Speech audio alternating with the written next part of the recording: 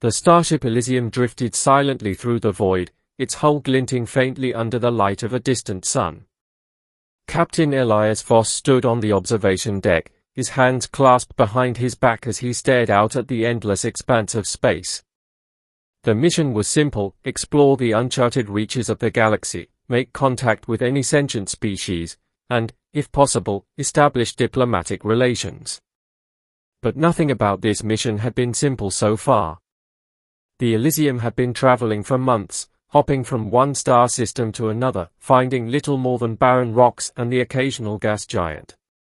The crew was growing restless, and Elias could feel the weight of their expectations pressing down on him. They needed a win, something to justify the long months away from home. "Captain," a voice crackled over the comms. It was Lieutenant Mara Chen, the ship's chief communications officer. "We're picking up a faint signal from a nearby planet. It's not natural. Definitely artificial." Elias straightened, his heart rate spiking. "On my way." The planet was a lush, green world, teeming with life. As the Elysium entered orbit, the crew began scanning the surface, searching for the source of the signal. It didn't take long to find it, a sprawling city, its architecture unlike anything they had ever seen. Towering spires of crystalline material rose from the ground, shimmering in the sunlight. The city was alive, bustling with activity. Elias assembled a small landing party, himself, Mara, and Dr. Caden Arlin, the ship's xenolinguist. They suited up and descended to the surface in a shuttle, touching down just outside the city's perimeter.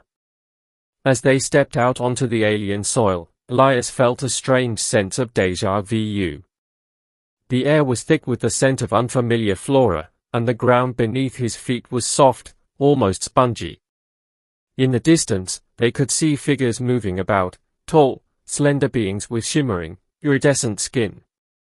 "Let's move," Elias said, leading the way toward the city. As they approached, one of the aliens noticed them and froze.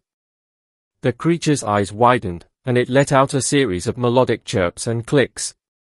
More aliens began to gather, their expressions a mix of curiosity and apprehension.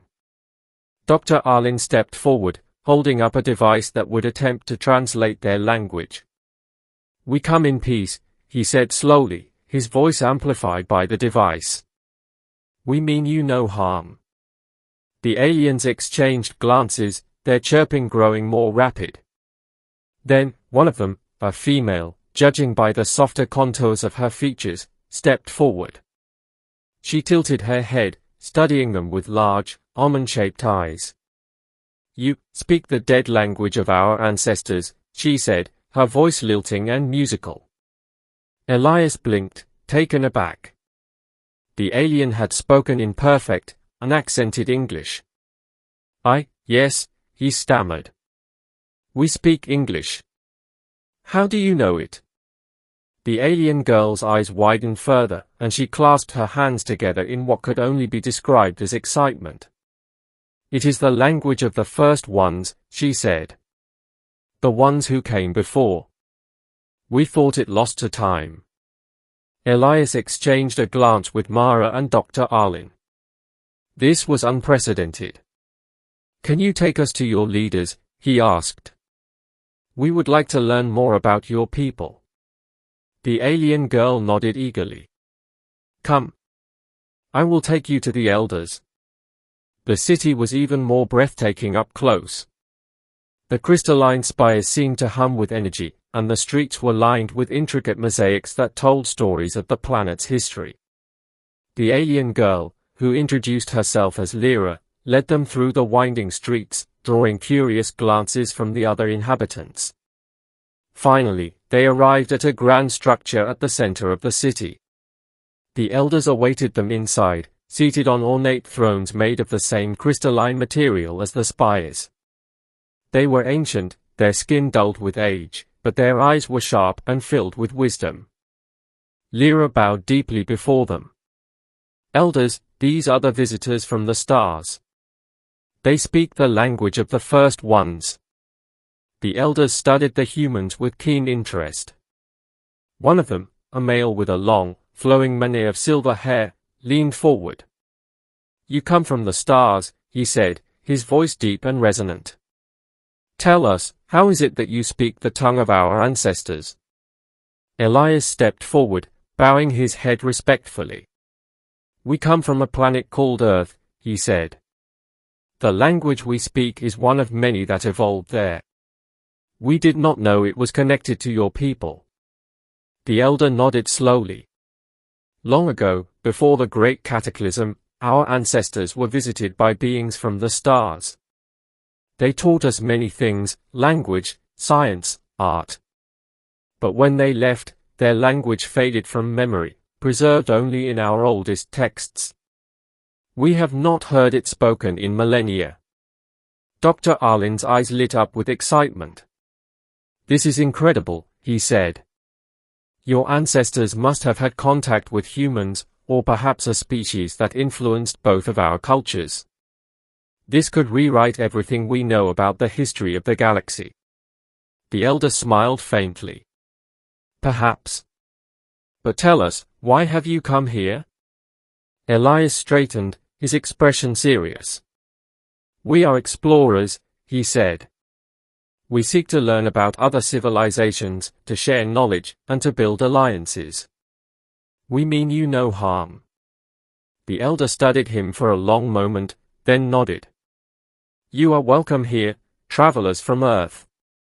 We will share our knowledge with you, as our ancestors once shared it with yours." Over the next few weeks, the crew of the Elysium immersed themselves in the alien culture. They learned about the Great Cataclysm, a catastrophic event that had nearly wiped out the planet's population thousands of years ago. The survivors had rebuilt their civilization, but much of their history had been lost. Lyra became their guide and friend, teaching them about her people's customs and traditions. In return, the humans shared stories of Earth, its history, and its many cultures. The bond between the two species grew stronger with each passing day. One evening, as the sun set over the crystalline spires, Elias found himself standing with Lyra on a high balcony overlooking the city. The air was warm, and the sky was filled with the soft glow of bioluminescent plants. "Do you think our peoples can coexist?" Lyra asked, her voice soft. Elias smiled. "I do. We have more in common than we thought. And if we can learn from each other, there's no limit to what we can achieve." Lyra nodded, her eyes shining with hope. Perhaps the language of the first ones was not lost after all. Perhaps it was waiting for you to find us. As the Elysium prepared to depart, the crew said their goodbyes. The elders had given them a wealth of knowledge to take back to Earth, and the promise of future contact. Lyra stood at the edge of the city, watching as the shuttle lifted off and disappeared into the sky. Back on the ship, Elias sat in his quarters, staring at a holographic image of the crystalline city. He felt a sense of fulfillment he hadn't felt in years.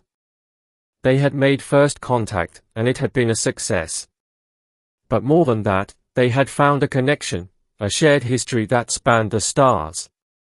And as the Elysium set course for Earth, Elias knew that this was only the beginning. The galaxy was vast, but it was also interconnected in ways they were only beginning to understand. And somewhere out there, among the countless stars, there were more stories waiting to be told.